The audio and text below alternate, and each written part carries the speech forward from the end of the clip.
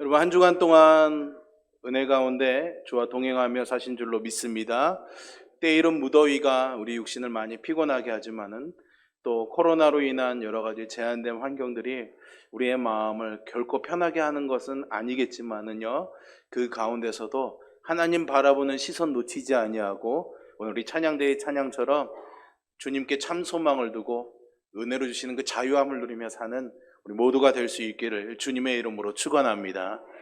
오늘도 우리 지난 5월 31일 성령 강림주일에 이어서 제가 성령에 대해서 여러분들과 좀 말씀의 은혜를 나눠보려고 합니다. 세례 요한이 예수님에 대해서 소개를 하면서요, 아주 재미있는 독특한 표현을 하게 됩니다.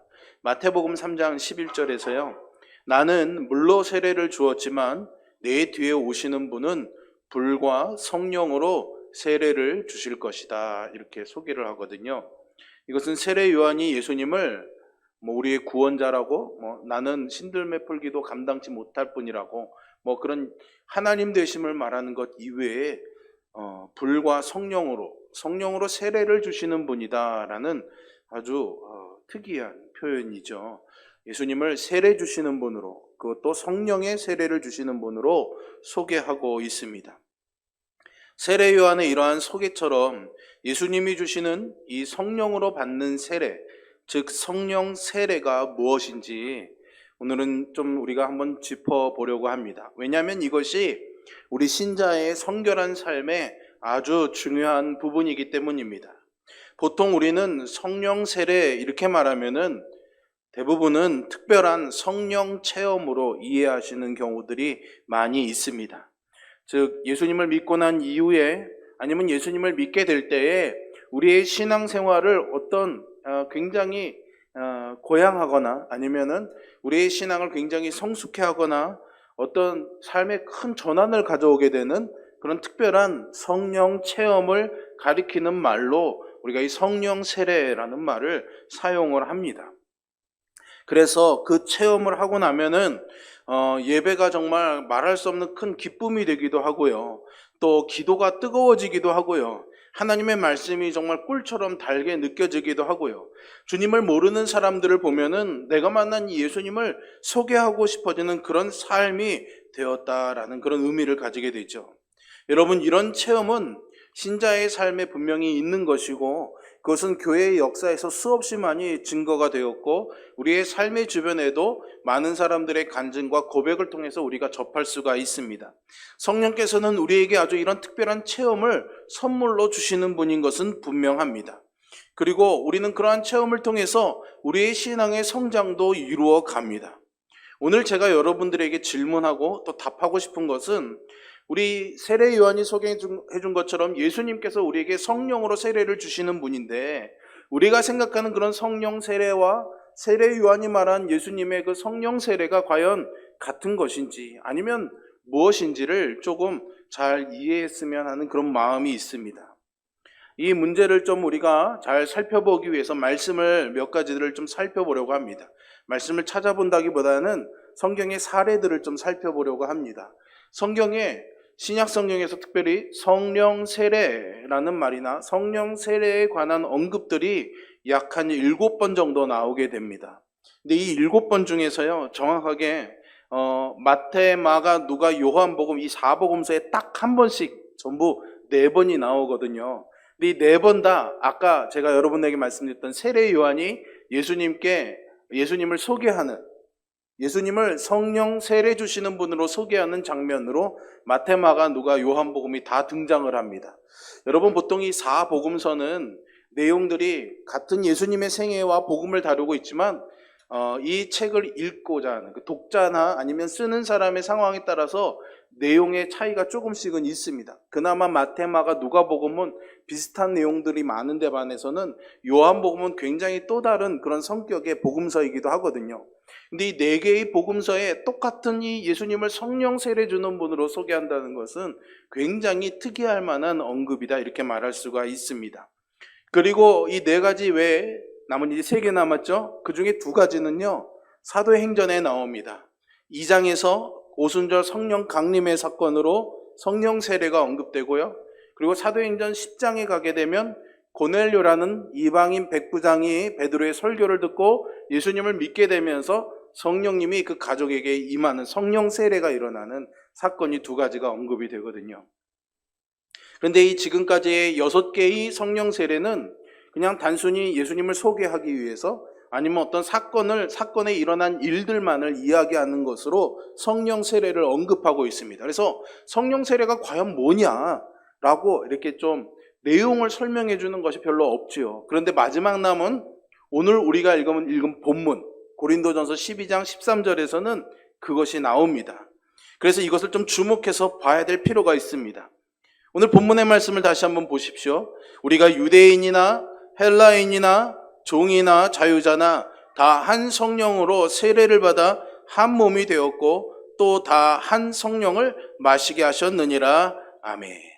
이 말씀은 사실상 성령 세례가 무엇인지를 우리에게 설명해 주는 중요한 구절이라고 말할 수 있습니다. 여기서 성령으로 세례를 받게 되었다라고 말할 때 한 성령에 의해서 세례를 받았다라고 말하죠. 그러니까 이것은 왠지 아까 세례 요한이 말한 예수님이 주시는 세례와는 다른 성령님이 우리에게 주시는 그런 세례로 이렇게 문자적으로 보면은 이해를 할 수가 있습니다. 그래서 예수님을 믿게 될 때에, 즉 우리가 거듭나게 될 때에, 다른 말로 하면 회심하게 될 때에, 중생하게 될 때에 받는 그런 성령 세례와는 또 다른 성령의 세례로 이해할 수 있는 상황이 되는 거죠. 그래서 결국은 우리가 예수님을 믿을 때 받는 성령 세례도 있지만 신자의 삶을 살아가면서 아까 말씀드린 어떤 특별한 체험과 같은 그런 성령 세례를 받아야 된다라고 그렇게 이해할 수도 있는 겁니다.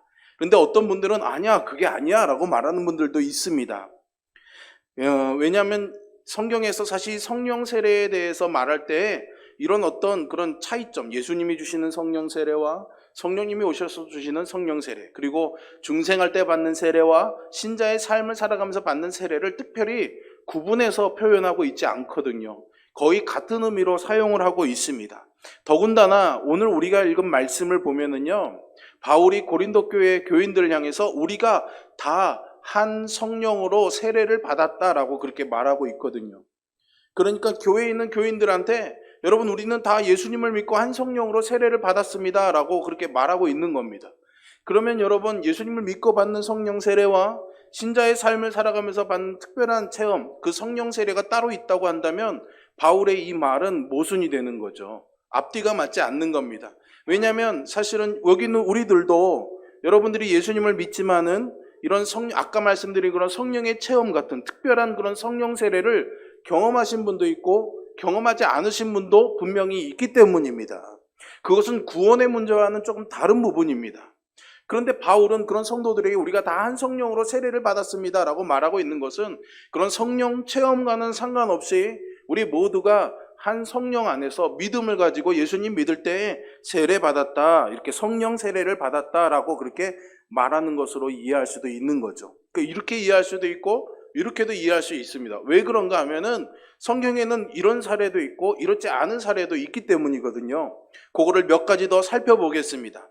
이 성령 세례를 받는 사건이 가장 먼저 나오는 것이 사도행전 2장에 나오는 오순절 성령 강림 사건입니다. 마가의 다락방에서 예수님께서 내가 너희에게 성령을 보내주겠다, 너희는 예루살렘을 떠나지 말고 기도하고 기다려라 라고 하신 이 예수님의 말씀으로 인해서 사람들이 모여서 기도했습니다. 그러니까 이 마가다락방에 모여서 기도하던 사람들은 이미 예수님을 믿고 있던 사람입니까? 아니면 모르는데 그냥 모인 사람들입니까? 예수님을 이미 믿고 있던 사람들이었습니다.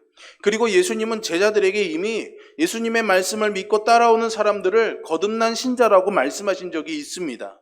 요한복음 15장 3절에 보시면은요, 예수님이 제자들에게 이렇게 말씀하십니다. 너희는 내가 일러준 말로 이미 깨끗하여졌다라고 말이죠. 예수님의 말씀을 듣고 깨끗해졌다, 거룩해졌다라는 겁니다. 거듭났다라는 그런 말이죠. 그러니까 이 마가다락방에 모인 사람들, 성령의 강림을 기다리고 있던 사람들은 이미 거듭난 사람들이었습니다. 그리고 그 거듭난 신자들이 오순절에 성령 세례를 받은 거죠. 두 번째는요, 사도행전 8장에 보시면은요, 사마리아 사람들이 나옵니다. 예루살렘에 모여있던 성도들이 핍박을 받게 됩니다. 그러면서 막 흩어져 나가게 되거든요. 그 가운데 빌립이라는 집사님이 사마리아 성에 가서요, 복음을 전하게 됩니다. 그런데 이 사마리아 성에서 복음을 전할 때 사마리아 사람들이 복음을 듣고 이 말씀에 큰 감동을 하죠. 그래서 그 복음을 받아들이고 그 사마리아 성의 기쁨이 충만해집니다. 그리고 믿게 된 사람들이 세례를 받습니다. 이 소식이 예루살렘에 있는 제자들, 즉 사도들에게, 교회 지도자들에게 이 소식이 들려오게 됩니다. 그래서 이 사도들이 정말로 사마리아 성에 구원받은 사람들이 생겼는가 확인해 보기 위해서 베드로와 요한을 대표로 보내게 됩니다. 그래서 베드로와 요한이 가서 보니까 정말로 그런 거예요. 그래서 그들을 위해서 안수하고 기도를 해줍니다. 그러니까 그들에게 성령님이 임하시는 거죠. 그래서 이 사마리아 사람들도 빌립 집사를 통해서 복음을 듣고 예수님을 믿고 난 이후에, 중생한 이후에 또 성령 세례를 또 받게 된 것이죠. 그리고 사도행전 10장에 넘어가게 되면 아까 말씀드린 이방인 백부장 고넬료가 나오게 됩니다. 그가 베드로를 청해서 하나님의 말씀을 듣습니다. 주님의 복음을 듣죠. 그는 그 이전까지 하나님을 경외하는 사람이었습니다. 이 말은 무슨 의미냐면 이방인이었지만 그가 유대 땅에 와가지고 살다 보니까 유대인들이 믿는 하나님이 참 좋은 거예요. 그래서 나도 저 하나님 믿고 싶다. 그래서 유대교로 개종을 했다라는 겁니다. 유대교로 개종을 한 것이었죠. 그런데 베드로를 통해서 복음을 듣게 되면서 그가 그 복음을 들을 때에 이제 거듭나게 되는 겁니다. 중생하게 되는 거죠. 그런데 사도행전 10장에 보시면 그 거듭나는 순간 성령 세례가 그와 그 가족들에게 임하게 됩니다. 앞에 두 가지와는 조금 다르죠. 마지막으로 사도행전 19장에 에베소 사람들이 나옵니다. 사도 바울이 2차, 두 번째로 전도 여행을 하면서 에베소 교회에 도착하게 되는데요. 거기에는 이미 믿는 사람들이 모여 있었습니다. 그래서 바울이 그들에게 묻습니다. 사도행전 19장 2절의 말씀인데요. 너희가 믿을 때에 성령을 받았느냐라고 물어봅니다. 그런데 이 에베소 교회 사람들이요 뭐라고 말하냐면 우리는 세례 요한이 주는 물 세례 이외에는 성령 세례는 받기는커녕 성령이 뭔지도 들어보지 못했다라고 대답하거든요. 그래서 사도 바울이 그들을 이 복음을 믿는 것을 보고 예수님의 이름으로 세례를 베풀어주고 그들에게 안수해 주니까 성령님이 그들에게 임해서 방언이 터지고 예언이 터지는 거죠. 이때 모인 사람들의 숫자가 약 12명이었다고 성경은 기록하고 있습니다.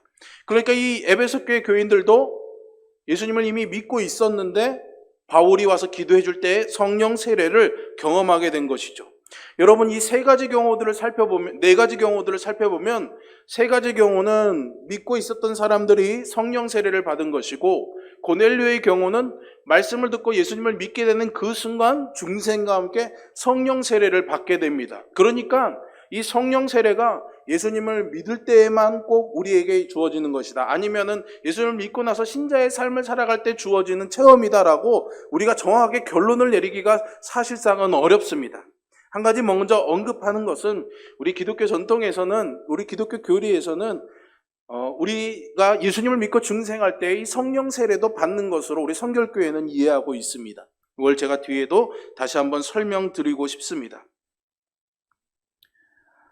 그러니까 우리가 이 결론을 내릴 수 없는 것은 이런 여러 상황들이 있기 때문이죠. 그래서 이 초대교회 교인들이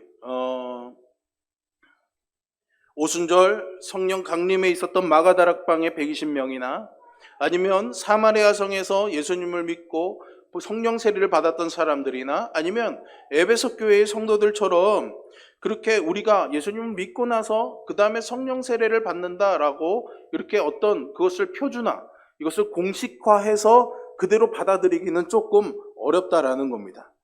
어렵죠, 여러분? 약간 이거. 왜냐면 우리가 잘 이해해야 되는 부분이기 때문에 오늘은 제가 좀 이렇게 설명을 좀 많이 드리고 있습니다. 왜냐면 성령 세례에 대해서 우리가 많이 오해하고 있거든요. 그러면 왜 이 오순절 성령 강림의 사건이 그렇게 우리에게 우리 지금의 신자들에게 성령님이 우리에게 어떻게 임재하시는지를 보여주는 표준적인 사건이 될 수 없는지를 여러분들과 좀 나눠보려고 합니다. 여러분, 사실 이 오순절 성령 강림의 사건은 하나님이 우리를 구원하시는 구원의 역사가 있습니다. 아담의 창조와 타락부터 또 선지자들을 통해서 메시아에 대한 예언을, 그리고 그 중간에 많은 사건들을 통해서 예수님의 오심, 메시아에 대한 예표적 사건들을 보여주시는 그런 역사의 흐름을 거쳐오면서 신약시대에 예수님이 오셔서 십자가에 죽으시고 부활하심으로 말미암아 그 구원을 이루는 일련의 이런 역사의 사건들, 일들의 이런 진행들이 있죠. 이것을요, 여러분, 구속사라고 말합니다. 구속사. 하나님께서 우리의 구원을 위해서 행하신 일들의 그런 역사라는 이야기죠. 예수님의 십자가 사건도 그런 구속사의 한 사건입니다. 마찬가지로 이 성령 강림의 사건도 이 구속사의 한 사건입니다. 왜냐하면 사도행전 2장에 보시면 베드로가 성령 강림하시고 나서 사람들에게 나가서 설교를 합니다. 말씀을 전하죠.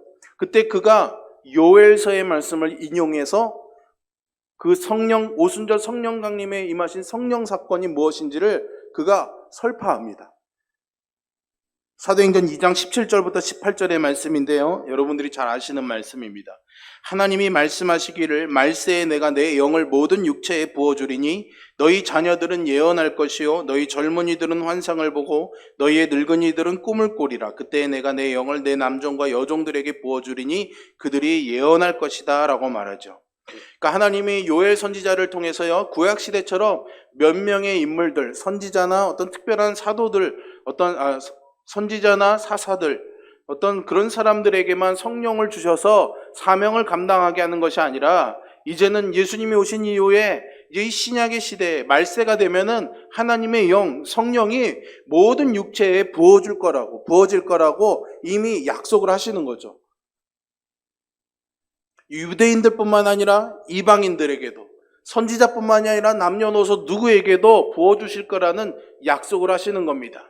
하나님이 메시아를 보내주실 거라는 약속을 하셨고, 예수님이 그 약속을 성취하신 것처럼 이 성령을 주실 거라는 약속이 있었고, 그리고 이 오순절 성령 강림 사건에서 약속의 성취가 이루어진 겁니다.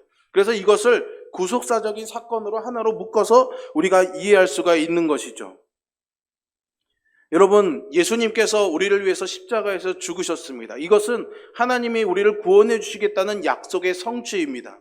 그리고 그 십자가 위에서 예수님이 그 모든 일을 완전하게 이루셨습니다. 그래서 과거에는 우리의 죄를 해결하기 위해서 어린 양이나 제물들을 가져다가 제사를 드려서 죄 씻음을 받지만 또 그 제사를 반복해 와야 했습니다. 완전하지 않았기 때문이죠. 그런데 예수님이 십자가의 죽으심으로 말미암아 이 사건을 완전하게 이루셨습니다. 한 번에 딱 끝내신 거죠. 그래서 더 이상 우리의 죄 문제 때문에 예수님이 십자가에 다시 달리실 이유가 없는 겁니다. 다 끝내셨기 때문이거든요.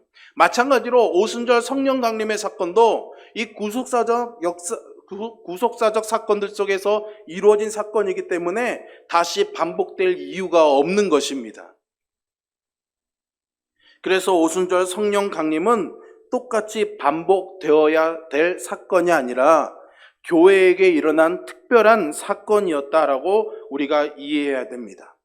하지만 우리가 마음에 기억해야 될 것은 십자가 사건이 단 한 번에 이루어진 사건이지만 우리 그 십자가의 영향과 십자가의 그런 능력은 여전히 우리의 마음에서 끊임없이 적용되고 또 반복되어서 은혜를 누려지는 것처럼요, 오순절 성령 강림의 사건도 그 일로는 한 번 있는 일이지만 우리 안에서 계속해서 반복되어져야 되는 내적인 사건이라는 것입니다.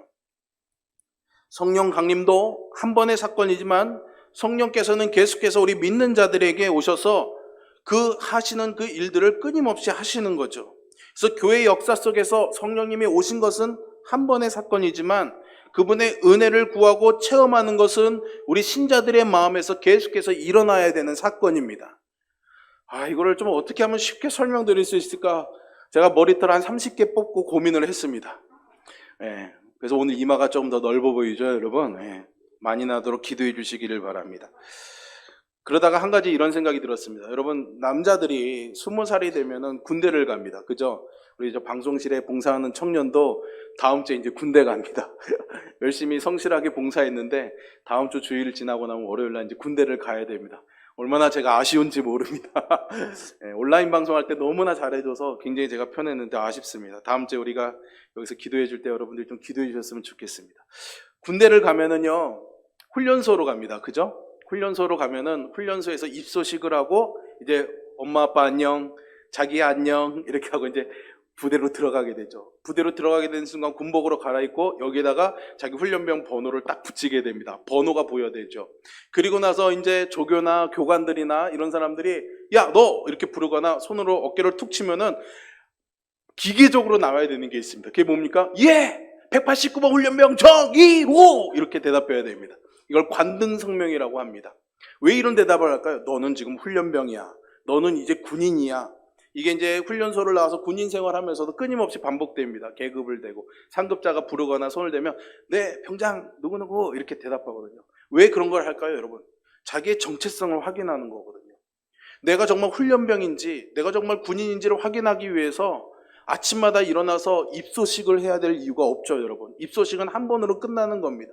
그러나 몇 번 훈련병 누구? 이렇게 대답하면서 나는 훈련병이야, 나는 군인이야, 이것을 끊임없이 마음에 되새기는 것처럼 성령의 강림의 사건은 오순절날 오셨습니다. 입소식과 같은 거죠. 우리는 그 사건을 기억하면서 그래, 그때 오신 성령님이 지금 누구에게 있어요? 내 안에 계신 거야. 마치 예수님이 갈보리 십자가에서 죽으셨을 때 지금을 사는 우리의 모든 죄악들이 다 해결이 되고 죄 씻음을 이미 받은 것처럼, 그래서 그것을 믿는 자들이 구원을 받는 것처럼 성령께서 오셨기 때문에 우리는 우리 마음에 이미 믿음으로 성령께서 내 안에 계시다는 것을 믿는 겁니다. 이게 아주 중요한 차이입니다. 왜냐하면 우리는 예수님을 믿고 나서 뭔가 기도를 열심히 하고 뭔가를 해서 경험을 해야 성령님이 내 안에 오신다는 이 착각을 하고면서 살아간 신자들이 많기 때문이거든요. 믿는 순간 성령님은 이미 오십니다. 그것을 보여준 사건이 오순절 성령 강림의 사건인 것이죠. 초대교회는 굉장히 특별한 케이스입니다, 여러분. 왜냐하면 구약시대와 신약시대가 이렇게 맞물려 있기 때문이거든요.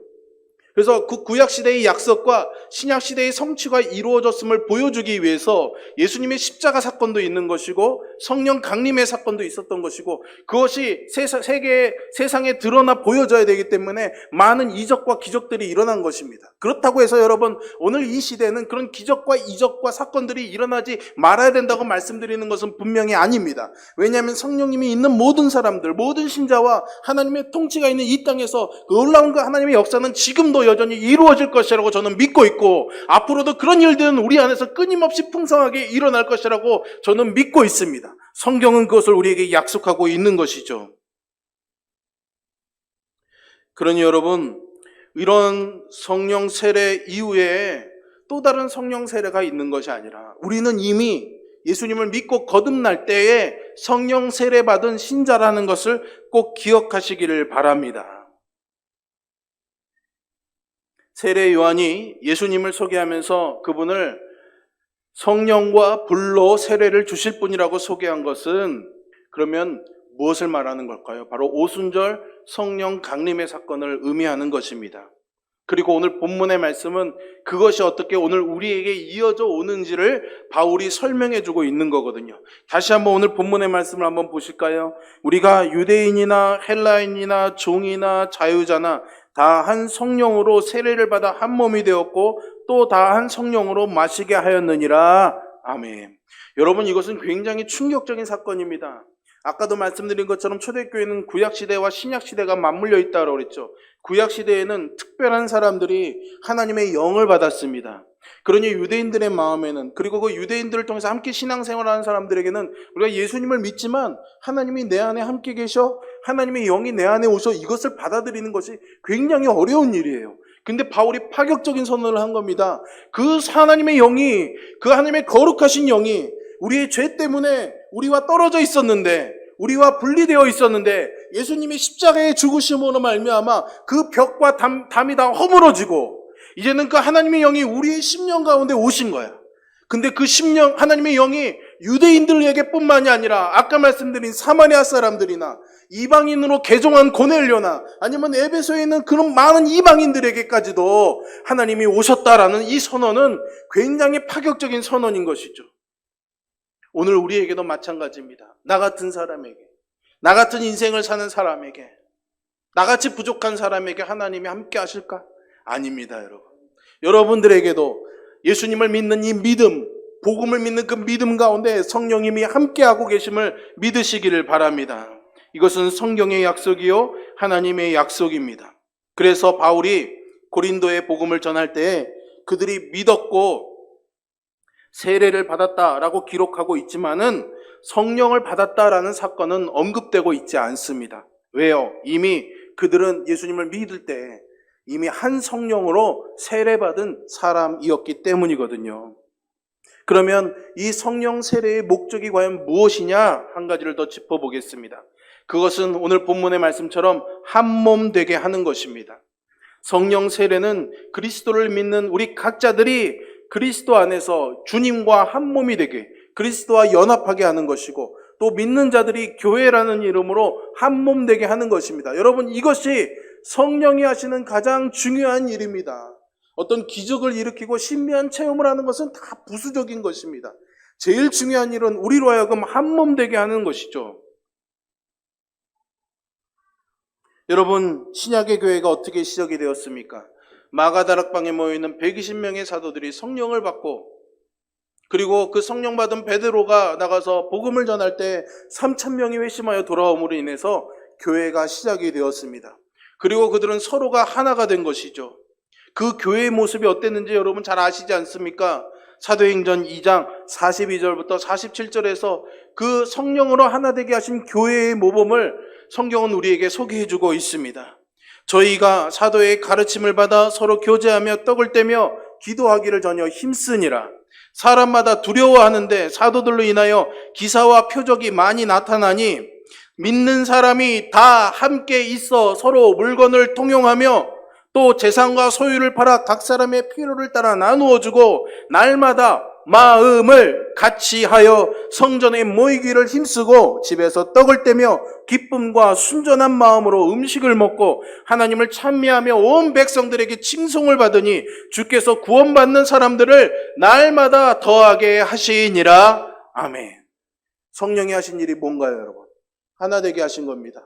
너가 나고 나가 너고 내 것이 너의 것이고 너의 것이 곧 나의 것이 되고 이렇게 된 일은 성령이 한 몸 되게 하셨기 때문에 하신 일이라는 거죠.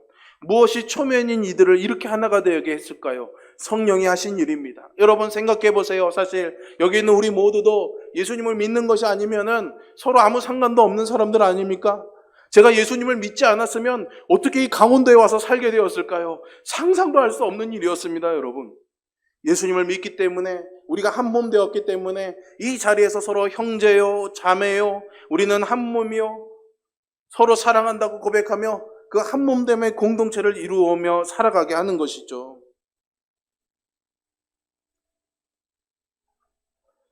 성령께서 우리 한 사람 한 사람들을 말씀을 믿고 회심하게 할 때에 중생, 즉 거듭남의 역사가 일어나게 하고, 중생하여 믿고 하나님의 자녀가 된 사람은 더 이상 성령 세례를 받아야 되는 것이 아닙니다. 이미 성령 세례를 받았습니다. 그리고 성령께서 그 안에서 떠나지 아니하시고 우리와 함께 하십니다. 여러분, 이것은 제가 3주 동안 계속 여러분들에게 말씀드리는 겁니다. 믿는 자에게는 성령님이 함께 하십니다. 방언을 하지 않아도 괜찮습니다. 예언을 하지 않아도 괜찮습니다. 은사가 없어도 상관없습니다. 입신이나 신비 체험이 없어도 마찬가지입니다. 믿는 자에게 성령이 함께 하신다고 성경은 우리에게 약속하고 있습니다. 그러니 여러분 이것을 믿으십시오. 그렇다고 해서 우리 안에 성령님이 계시니까 나는 이제 그냥 잘 살면 되겠지, 그렇게 마음을 놓지 마시기를 바랍니다. 왜냐하면 성령으로 세례받은 사람은 그 맛을 알기 때문에 더욱더 목말라 하게 되어 있습니다. 무엇을요? 성령과 함께하는 삶을요. 여러분, 제가 한 가지를 말씀드려 보겠습니다. 달팽이 요리 군침이 도십니까? 아니면 김치찌개. 무엇이 군침이 돌게 만듭니까? 김치찌개죠. 왜 그럴까요? 맛보았기 때문입니다. 맛보았으면 나중에 없으면은 먹고 싶은 마음이 생기는 거죠. 마찬가지로 우리는 예수님을 믿을 때 이미 성령 체험을 했기 때문에, 성령 세례를 받았기 때문에 믿는 자에게는 그런 영적인 갈망이 있는 겁니다. 그래서 더 사모하는 것이죠. 그래서 이 사모함은 이 성령님을 맛본 자들에게 나타나는 현상입니다. 여러분 거듭나셨습니까? 예수님을 믿고 계십니까? 그러면 우리는 성령 받았습니다. 그리고 우리는 그 열망을 가지고 그 갈망을 가지고 살아야 되는 것이죠. 그리고 그 갈망을 가지고 모이는 성도들은 성령이 우리 안에서 하나 되게 하신 그 한 몸 되는 그런 공동체를 이루며 살아가는 것입니다. 그러니 여러분 무엇이 우리를 한 몸 되게 하는 것입니까? 친교의 프로그램입니까? 서로 화목하게 하는 어떤 일들입니까? 좋은 분위기일까요, 여러분? 아닙니다. 물론 그런 것들이 더 유익하게 하는 그런 윤활유여 첨가제의 역할을 할 수 있는 것은 분명한 사실입니다. 그러나 근본적으로 우리가 하나 되게 하는 것은 성령의 역사인 줄 믿으시기를 바랍니다. 우리가 노력해서 되어든 것이 아니라 한 사람 한 사람이 이 성령님의 은혜를 맛보며 살아가면은 자연스럽게 그렇게 되어져 가는 것이죠. 그러니 우리가 어떤 프로그램을 만들거나 무언가를 하기 위해 애쓸 필요가 없는 겁니다. 은혜를 받으면 성령과 동행하는 삶을 살면 우리 안에 그런 공동체가 이루어지는 거죠. 초대교회를 보십시오, 여러분. 그들이 무슨 프로그램을 했습니까? 친교 공동체 프로그램을 했습니까? 그러나 그들은 하나가 되었습니다. 아까 보신 것처럼요. 문제는 내가 정말로 성령으로 거듭나서 예수님을 믿고 하나님의 참 자녀가 되었는지를 물어야 됩니다.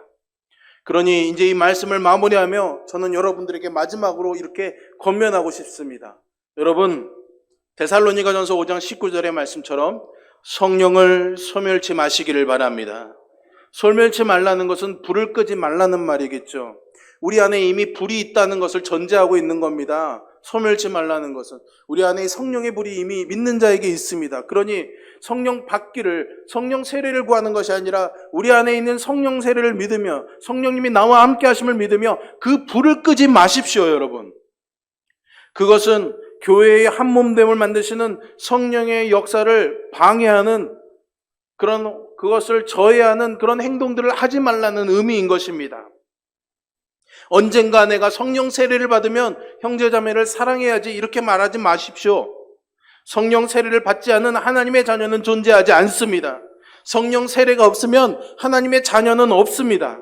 우리가 다 한 성령으로 세례를 받았다라는 오늘의 본문의 말씀을 꼭 기억하십시오.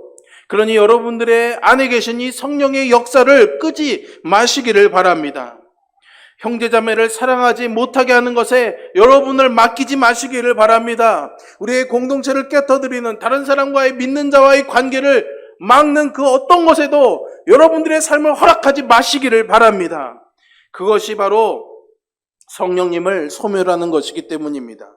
한 몸됨으로 여러분의 거듭남과 하나님의 자녀됨을 드러내는 그런 삶을 살아가는 저와 여러분이 될 수 있기를 바랍니다. 혹시 이 가운데 나는 그런 거듭남을 잘 모르겠어 라고 생각하는 분들에게도 부탁을 드립니다. 성령님께서 여러분들이 이 자리에 계신 것만으로도 이미 이 말씀을 통해서 그 마음에 역사하고 계십니다. 그러니 여러분 가운데 이 성령님께서 오셔서 여러분들에게 거듭남의 은혜를 주십사 간구하는 것을 멈추지 마시기를 바랍니다. 그것이 그분들에게는 성령을 소멸치 않는 것입니다. 구하는 자에게 성령의 역사가 반드시 일어날 줄로 믿습니다.